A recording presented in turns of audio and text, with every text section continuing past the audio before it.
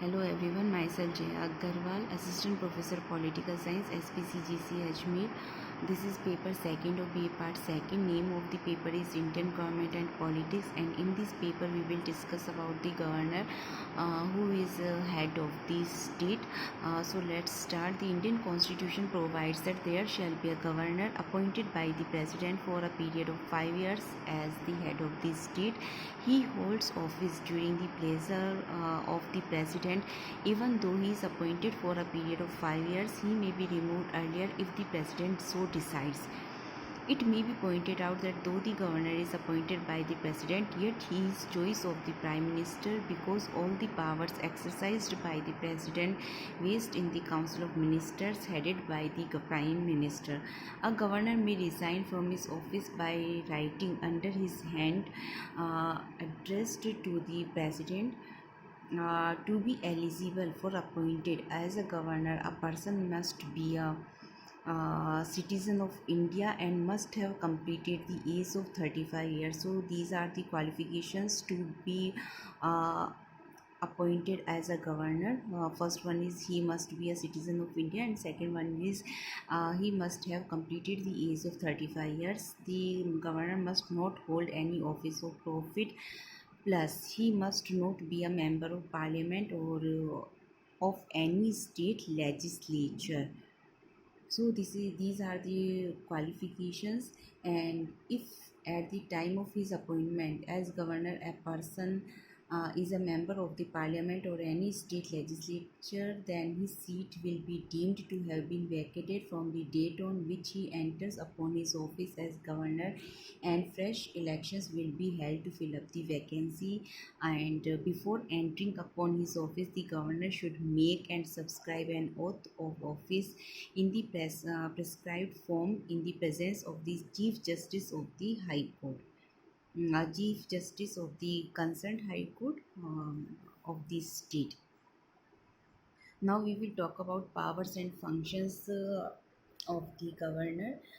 First, here comes executive powers. When we talk about the executive powers of the state will be vested in the governor, and he is to exercise these powers either directly or through officers subordinate to him. The governor shall exercise his executive authority over those matters in respect to which the state legislature is competent to make laws, but so far as the subject included in the concurrent list are concerned, the executive power of the state will be subordinate to that of the union in case of a conflict.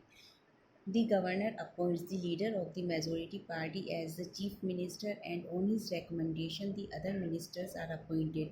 He also appoints the Advocate General, the chairman, and the members of the State Public Service Commission. Here comes because the governor is only the head of the state, and we have adopted the parliamentary practices in India as has been adopted by the Britain itself. Therefore, there are some conventions or traditions or some provisions of the constitution, I must say. Here we have followed them as on the pattern of British government. So these are the executive powers, and second one is legislative powers. The governor is an integral part of the state legislature and has the power to dissolve the legislative assembly. He addresses the assembly at its first session every year, and in the beginning of the session after the general elections, a bill requires the assent of the governor in order to become a law. When a bill passed by the legislature is presented to the governor, he may give his assent to the bill or withhold his assent from it, or may reserve the bill for the president's consideration. The governor may return a bill for reconsideration by the legislature, and if the bill is repassed by the legislature with or without amendments, the governor cannot withhold his assent from such a bill. No money bill can be introduced in the legislature without the prior approval of the governor. If the circumstances so require, the governor is empowered to issue ordinances when the legislative assembly is not in session, and ordinance will cease to operate at the expiration of 6 weeks from the reassembly of the legislature or before the expiration of that period, if a resolution is passed by the state legislative assembly disapproving it. Financial power comes. The constitution provides that the governor shall cause to be laid before the state legislature the annual financial statement or the budget. No demands for grants can be made except on the recommendation